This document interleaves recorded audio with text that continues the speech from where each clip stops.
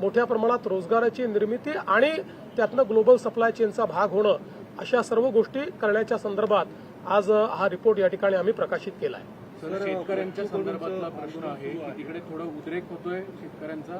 आपण काय आवाहन कराल शेतकऱ्यांना आणि सरकारची भूमिका कशी असेल? सरकारने पहिल्या दिवशीपासून सकारात्मक भूमिका ठेवलेली आहे.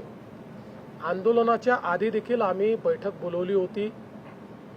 आपण चर्चा करून यातनं ज्या गोष्टी शक्य आहेत त्या करू अशा प्रकारे आम्ही सांगितलं होतं. पहिल्यांदा बच्चू कडूंनी त्याला मान्यताही दिली होती. त्यानंतर त्यांनी अर्ध्या रात्री मला संदेश पाठवला की लोक जमा होतील, आम्ही असणार नाही, याच्यामुळे अडचण होऊ शकते, त्यामुळे आम्ही काही बैठकीला येऊ शकणार नाही. त्यामुळे मग आम्ही ती बैठक रद्द केली. आजही बावनकुळे साहेबांनी त्यांच्याशी संपर्क केलेला आहे. शेवटी त्यांनी इतके वेगवेगळे प्रश्न मांडलेले आहेत. ते प्रश्न असे नुसते आंदोलनाच्या माध्यमातून त्या ठिकाणी सोडवू शकू अशी परिस्थिती नाही आहे. त्याच्यावर चर्चा करून त्याचा रोडमॅप तयार करावा लागेल. त्यामुळे त्यांना चर्चेचं निमंत्रण देखील आम्ही दिलेलं आहे.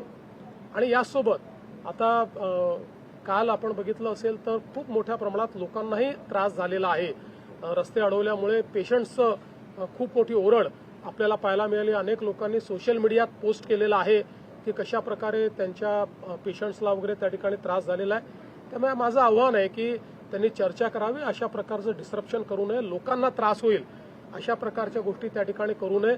मग अनेक वेळा अशा आंदोलनांमध्ये काही हौसे नवसे गवसे असेही शिरतात. म्हणजे तिथे जेन्युइन लोक देखील आहेत, मी काही तसं म्हणत नाही, पण हा पण धोका असतो की अनेक लोक शिरून, अनेक प्रवृत्ती शिरून त्या ठिकाणी काही ना काही हिंसक वळण त्याला कसं लाभेल असेही प्रयत्न करत असतात. त्यामुळे त्यापासूनही सावध राहण्याची आवश्यकता आहे.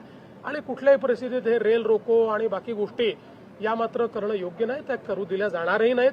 त्यामुळे आमचं स्पष्ट आव्हान आहे, शेतकऱ्यांच्या प्रश्नावर आम्ही सकारात्मक आहोत. या सरकारने 32,000 कोटी रुपयाचं पॅकेज दिलं आहे. पैसे आज शेतकऱ्यांच्या खात्यामध्ये आम्ही देतो आहोत. त्यामुळे सगळ्या प्रकारच्या चर्चेची सरकारची तयारी आहे. चर्चा करावी आणि त्यातनं मार्ग काढावा.